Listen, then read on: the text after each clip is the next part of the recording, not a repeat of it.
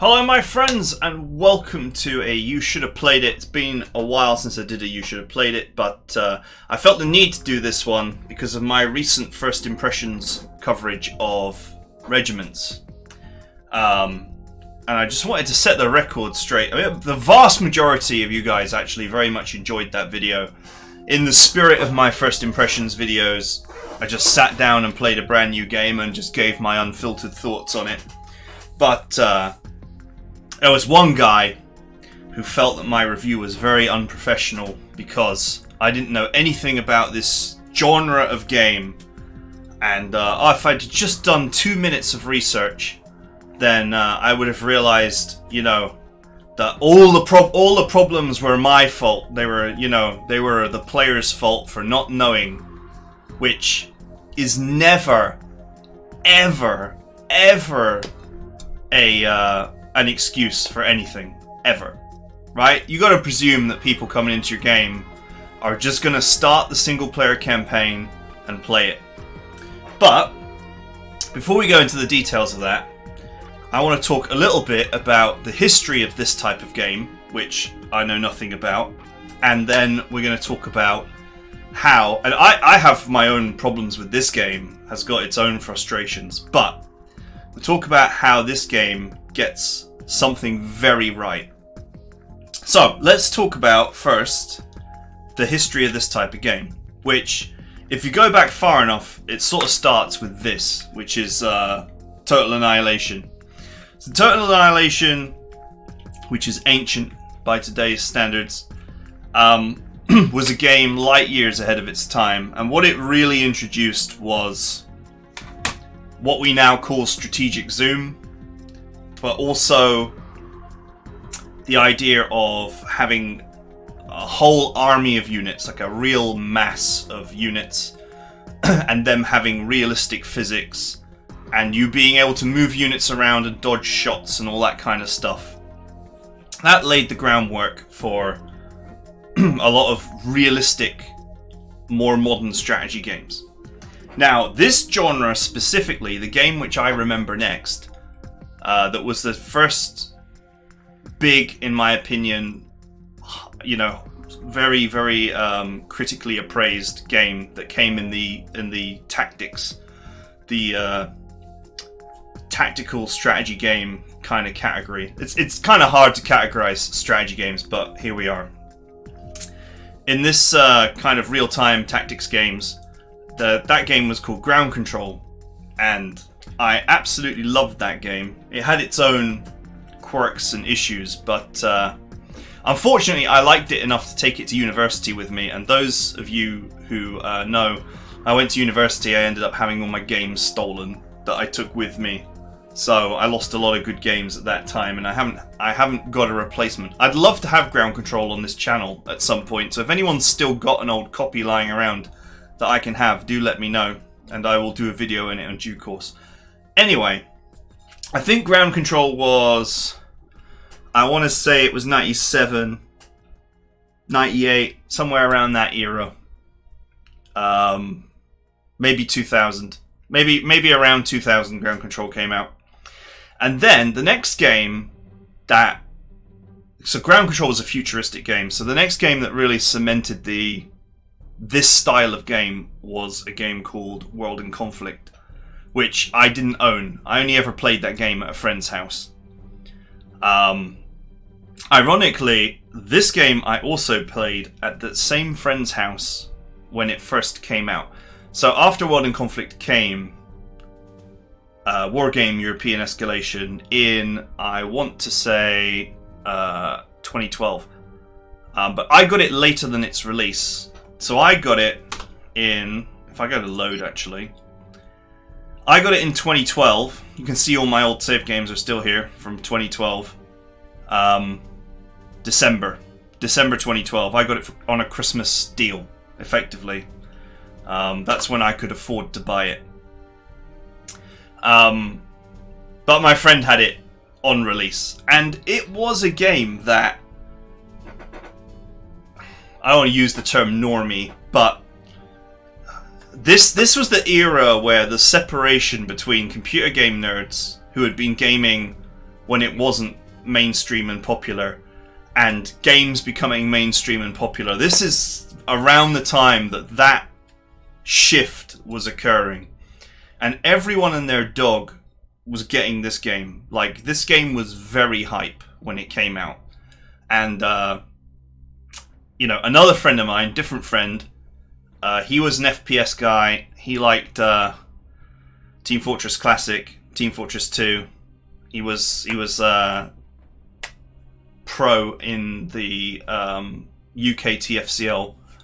That was his kind of game, and he had this game. So lots of people that wouldn't normally play strategy games ended up picking up this specific game. But you know, after playing it at my friend's house and then getting it for myself as a Christmas present to myself back in 2012, I very quickly realized that you know, even with a 7-month gap, there are frustrations with the game that become more apparent when you're playing missions for the second time, third time, when you're playing the game again. But I digress. I'm just setting the scene here for where this game fits in the timeline of turn-based, not turn-based, go turn-based on the brain, tactical real-time strategy games, where they will sit. So anyway, when you get this game for the first time, and I must admit that this menu screen is, while it's very, very thematic, it's not sort of the best thing ever. But anyway, if you start the single player campaign, let's start the single player campaign. Okay, you've got a units list here, which you can't edit. You can just look at the stats, but that's all you can do. And then you launch the game. April 12, 1975. Fall of Phnom Penh. Boom. Khmer Rouge So, seizes power. we've got a video April 30th, explaining the campaign. No, you can only pick this when you play the game for the first time. You can only pick this mission. You actually have to unlock the other missions. Start of tensions between Cambodia and Vietnam. China and the US. There is a There is a mission right at the bottom that I don't remember. That might be that might be a patch mission or something that's been content that's been added, because I don't remember it. Signature of the Helsinki Accords to try to calm East-West tensions. But anyway, you can see here they put together an intro video for the story, 1975. using what mostly appears to be canned footage from historical archives. Although they may have made some of this stuff themselves. The GDR demands the extradition of Reinhold to answer for the double murder. Bond refuses. December 21st, 1975. Border guards are on high alert on both sides of the Iron Curtain. Okay, here we go. So look, it's showing you dynamically.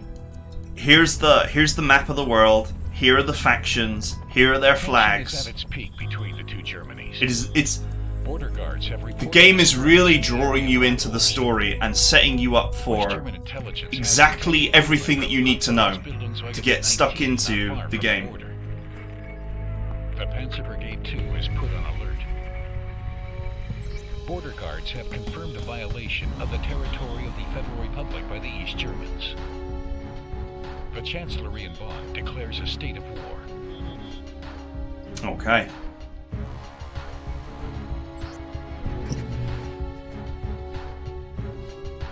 I mean, it's just beautifully presented. So well presented. But it's not just the presentation that I'm going to talk about. Major enemy I mean, this is a decade-old game. At least one mechanized battalion. Armored units have been spotted crossing the Iron Curtain at the crossing point. A border guard patrol group has reported being under enemy fire. It sounds like they need help.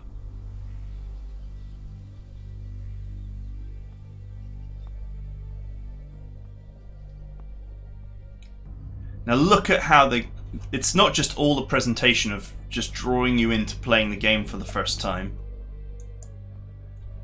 But when you actually start, Once it, once it's done longingly showing us just how great the strategic zoom is.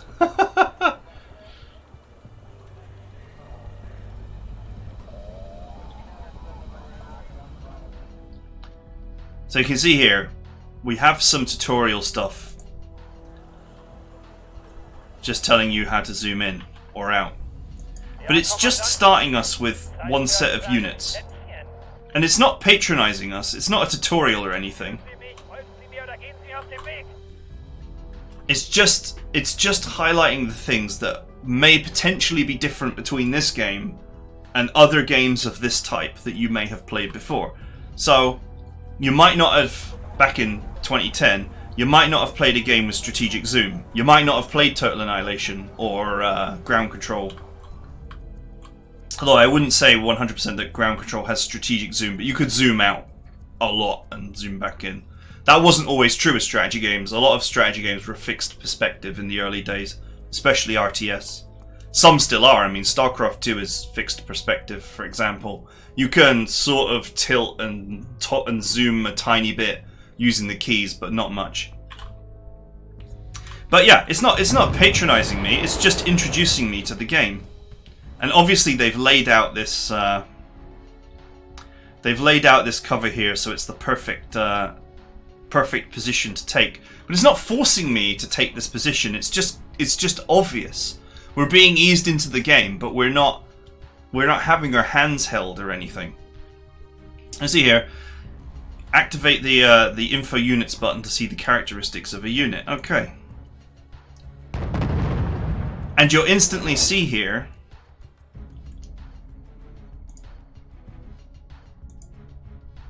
so it's just explaining the details of the attack types. But you'll see here, I don't have to press a button to see the fact that these guys are in range, because I've got this green. I don't have to click anything.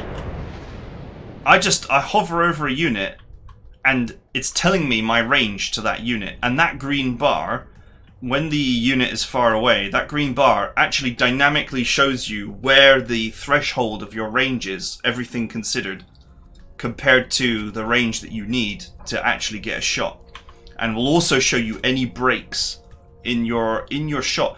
So it's just, without me having to do anything special, and you can see it here, it's dynamically giving me the information I need to do well. It's showing me here that my range is up to the end of this green bar. I can't reach any further, and to add to it, it's got here 270 out of range. So that information is there immediately, so I can make that good decision. The decision that I need to make, I can make, because I understand, okay, my range is whatever. I can use the info units button to find out what my range is. I've been told 1925, great. But I don't have to memorize that. The game understands immediately that knowing your range is really critical to you doing anything in this game. And so they built the range finding right into the game as is. And so you get these little tips like, use move fast button to move a unit using roads. But you don't have to do that. So some advice is there while you're playing the campaign, which the intro video got you invested in. There is some tutorialization of the early campaign, but you are allowed to just play the campaign and more or less ignore the tutorial messages.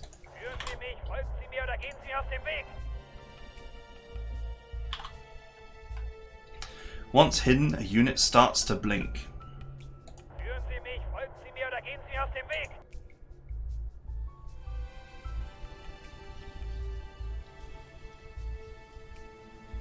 Okay, so now it's showing me the recon. Recon units are stealthier than regular units and can spot them from afar. Okay, great.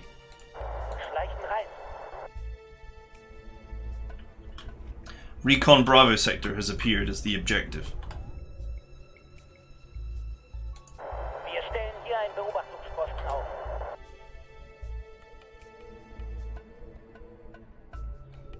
But I'm not having my hands super held here. I'm not being told, oh yeah, move exactly here, or move exactly here, or, you know, click this and move there, or anything along those lines. I'm just being told, this is a recon car, it's stealthy, recon this sector using the recon car. And how I do that is up to me. But the map has been laid out to make the solutions to this obvious and teach the player in an immersive way how to play the game without vomiting a whole wall of text at them, you know, with tons of explanation in. Wir erkunden das Gebiet. Wie lauten Ihre Befehle, Kommandant?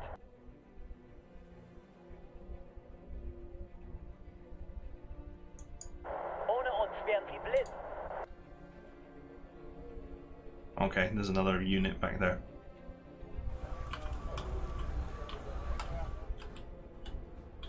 New objective. Kill them all. Ja, Kommandant. Soldaten, gebt den Befehl zum Sturmangriff. We outranged these T-34s. They've got bad guns, so we can more or less just drive at them. Bereit fürs Verlegen, Kommandant. But we shouldn't, because one of our tanks got detracked in the trees. Oops. Alright, I will just wait for it to Schwer bereit, Kommandant. catch up.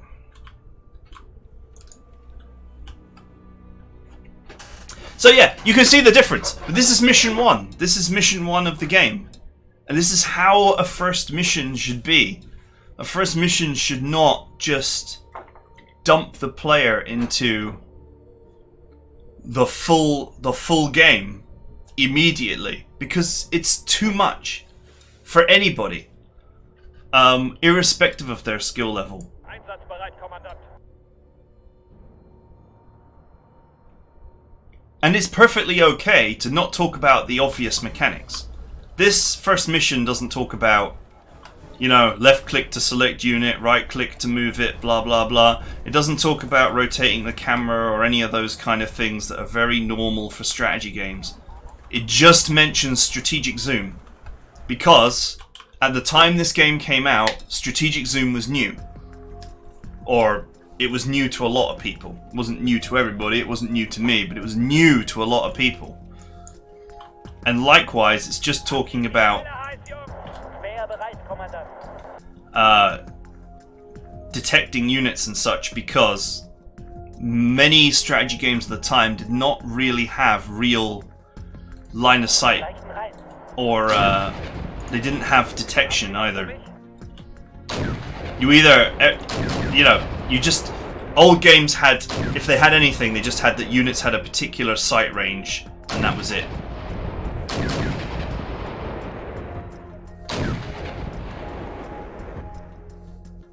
There wasn't an actual sight mechanic system, there was just, you know, fog of war and not fog of war.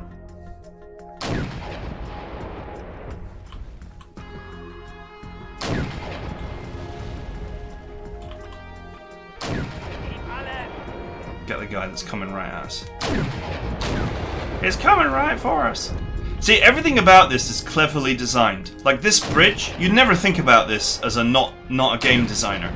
But this bridge is tilted upwards and is like this. What this means is, if you're shooting at tanks here, noting that they've got shorter range, they have to go along this bridge and then come around to get to you. Which means that you, as the player, have a lot, like an artificially huge amount of time to shoot at them before they can attack you. Rücken auf Koordinaten vor. And that's deliberate. Brauchen Sie ein paar Augen und Ohren vor. They obviously wanted you to be able to easily take down all these tanks, even if you just kind of pushed up. Even if you just right-clicked on them and didn't do anything fancy. And by making them walk this long bridge, while your units will be shooting at them at maximum range, they're literally giving the player maximum time to kill the enemies in this first mission. Schwer bereit, Kommandant. Meinen Sie mich? Bereit fürs Verlegen, Kommandant. Wir sind unterwegs. Once again, you know, subtly making the first mission easy and really drawing you into the game. Sprechen Sie. Over. without without being patronizing. I mean, most people wouldn't have even thought about this bridge being specially designed to make this mission easy. But if you sit down and think about it as a games designer, you realize that yeah, if your range circle is like here, and theirs is 500 meters short, so they got 25% less range than you, then if you just right click on enemies around here, then you're going to be able to shoot at them the whole time that they move across the bridge and down, and they're not going to be able to move towards you to fire back. They're effectively making them do a circle through your optimal range.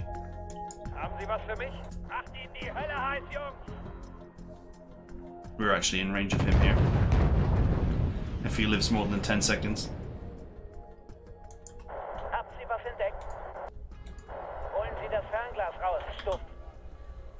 This mission should be complete now.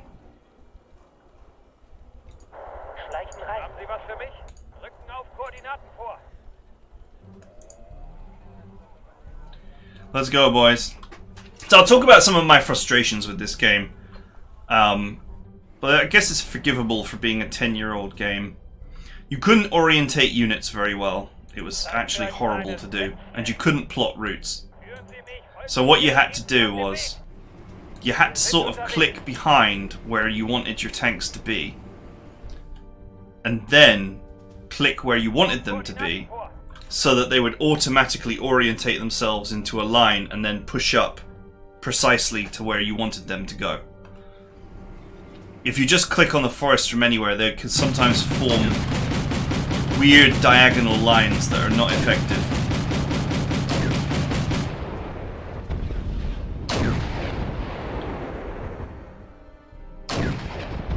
Wrecked.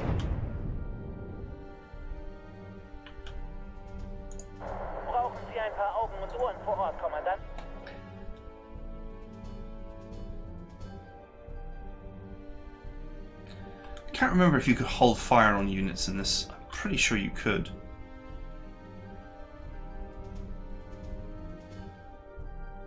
But I actually don't see it here. Oh yeah, of course you could toggle them on and off from the side panel.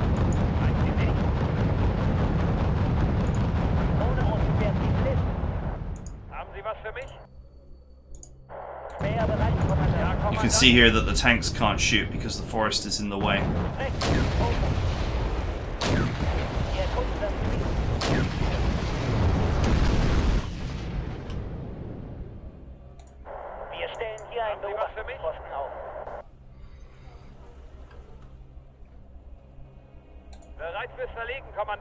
Okay, was that all of them? Nope.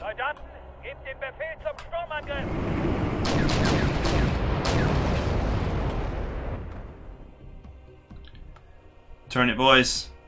1,741. Pretty sure we're out of his range. Oh no, that's actually got a good gun on it.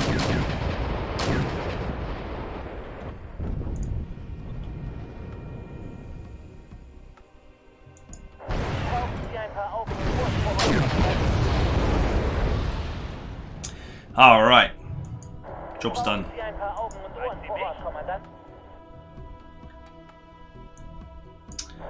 Alright. Deployment menu can be opened by using the button in the upper left. Select units and place them on the field so they can enter the battlefield. See, it's just being really simple.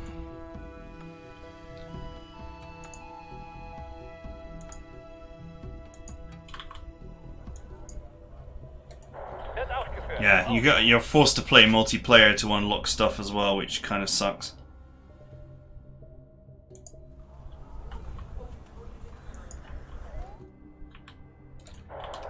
And everything is super intuitive. Like supply trucks,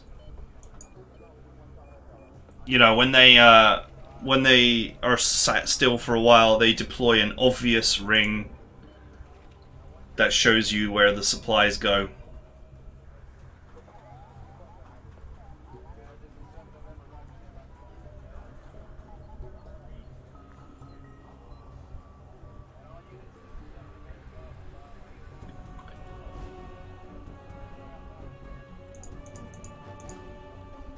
can deploy some high-grade tanks here.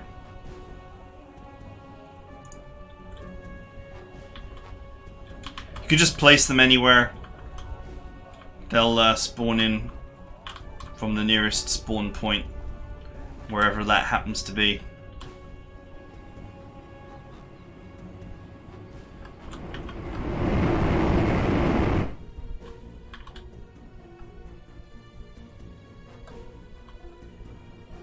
Can see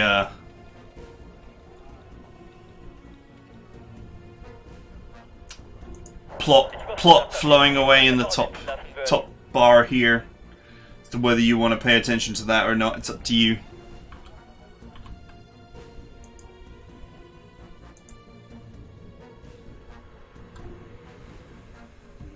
There you go. And even the explanation just pops up only when you're looking at them.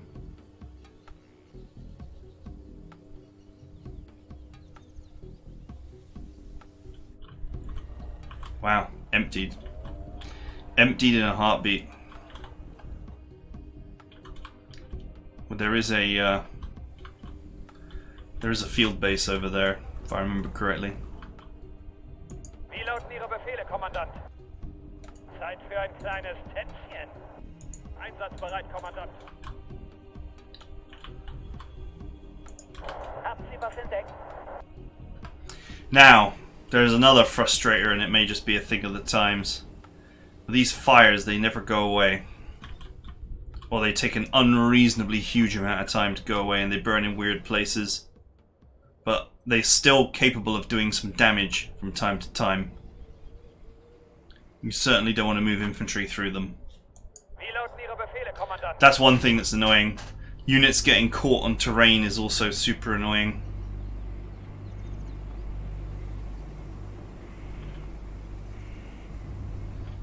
Not being able to precisely designate where you want your tanks to set up is annoying.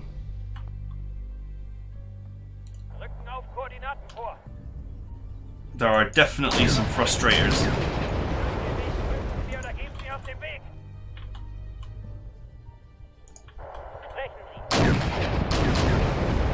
Like this. I would much rather have this line like this. But instead it's like this. There's no way to correct it. It is super annoying. So only a couple of... Not every unit is shooting all the time. And look, this guy has just drifted off into this pit area and gotten stuck. If I desperately needed that vehicle as part of my offensive, I would be very annoyed right now. So you can see here the way that these vehicles have lined up is really bad.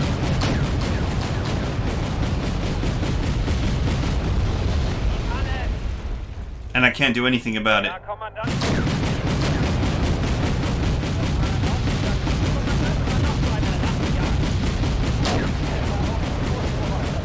This poor infantry is doomed.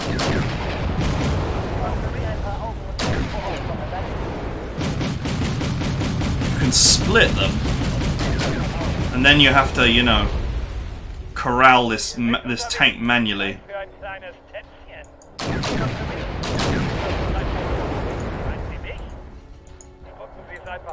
So I mean, you have got some options to fix the problem, but it's super annoying that there's no way to just fix it yourself, like by actually doing this. And look, they actually undid their good positioning and went back to this weird line the moment I regrouped them.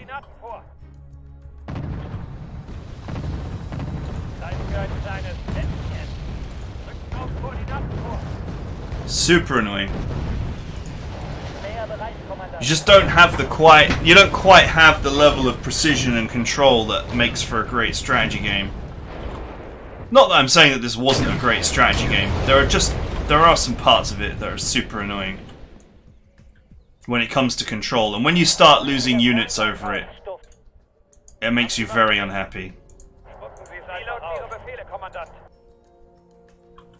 Ja, Kommandant. This is WASD camera controls as well, Ja, Kommandant. which is like to appeal to the. At the time, it was seen as an appeal to the FPS guys who they were trying to, you know, get them into strategy. Meint Sie mich? Right, there's one other thing I wanted to talk about. We'll just we'll leave this mission for now because it's easy enough to clean up the rest. I've just made my point really. I can't remember if this quits to main menu. I think it does. Yeah. I remember playing this and this, playing all of these at my friend's house, but I don't remember this. I don't remember Fatal Error. So I'm wondering if that is... That answers on a postcard, whether this was additional content that came later. But I don't remember Fatal Error. If I'm totally honest with you, I remember Wasteland. I was like, do I remember Wasteland? Yeah, I remember 4 operations. I don't remember there being a 5th one. Maybe this was added later. Does it have like an intro video? May 26th. Yeah, it does.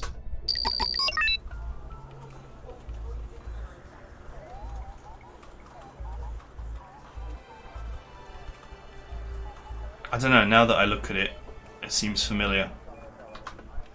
But anyway, whether you should get this game in this day and age, I'm not 100% sure. There is definitely some games coming out in this category of games. There is, obviously there's Regiments as we've discussed. There's Broken Arrow that's coming soon. There is, if you guys looked at the footage of Terminator Dark Fate that was released, it's also this kind of game. And I'm sure that there'll be more in the future. There is definitely a revival in the genre right now. But anyway, that is it for now. This is Wargame. Should have played it at the time. Don't know if it's worth a play now. There's definitely some non-modern things that would potentially drive you mad. But yeah, I just really wanted to drive home, you know, that importance of... I never expect to play a first mission at any difficulty. I could pick the hardest difficulty that the game has, but I still wouldn't expect the first mission to be hard.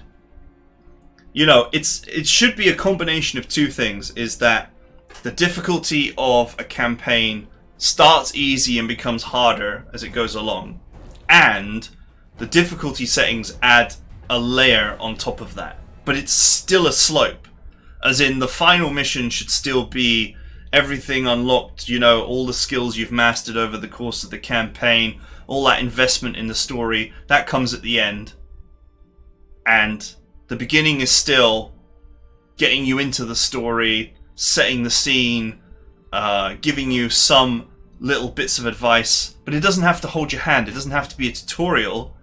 It can just tell you the little bits and pieces that you need to know, that whatever the USPs of this game is, that's unique selling points. You know, whatever is new, but just presuming that this person has played plenty of this type of game before is fine.